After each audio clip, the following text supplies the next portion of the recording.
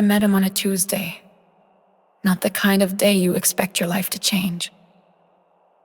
I was running late to a gallery showing, wearing shoes that hurt and a dress that made me feel braver than I was.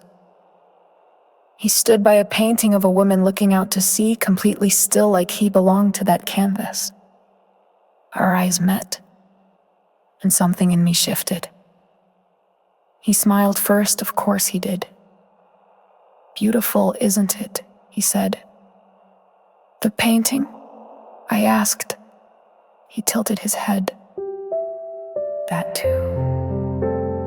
I should have walked away. I had a habit of falling too hard, too fast, but something about him, his calm, his voice, the way he looked at the world like it owed him nothing, kept me rooted. His name was Elias. The kind of name that sounds like poetry when whispered. We had coffee that turned into dinner, which turned into weeks of city walks, stolen kisses on park benches, quiet mornings tangled in sheets. He listened like the world went quiet for him. And when he touched me, it felt like I was something sacred. I told him I didn't believe in soulmates. He told me he did, and maybe that's why he found me. For a while, we were everything light in late autumn lovers in a city that never noticed us, and yet we moved like the streets belonged to us. But nothing gold ever stays. He started coughing one morning, just a little, a tickle in the throat. He said weeks passed, the cough grew worse, then came the hospital visits, the tests, the long silences.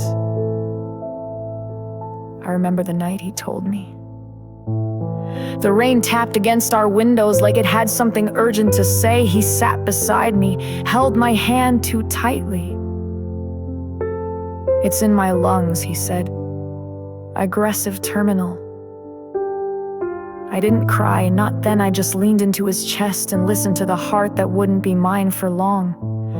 We tried to pretend that time wasn't slipping through our fingers, that each goodbye kiss wasn't another countdown, but you can only outrun grief for so long. He grew thin, pale, his eyes still smiled, but his body was surrendering. One night I climbed into his hospital bed and read to him the same book he read to me that first week, The Little Prince. He whispered the words with me. All grown-ups were once children, but only few of them remember it.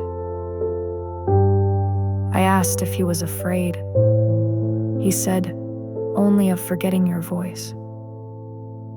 So I recorded one last message for him, for the void, for myself. "I love you," I said into the mic in ways that don't fade with time or death. "I will carry you in poems and silence, in all the places we never got to go."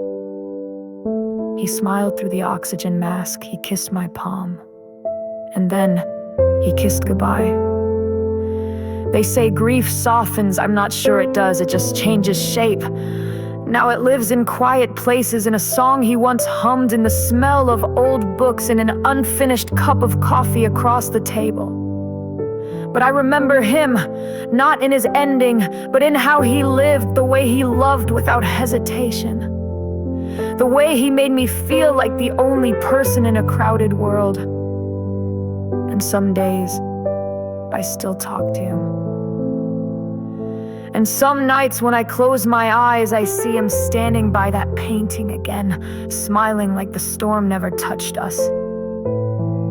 And in that moment, brief as breath, I believe love never really leaves. It just changes form.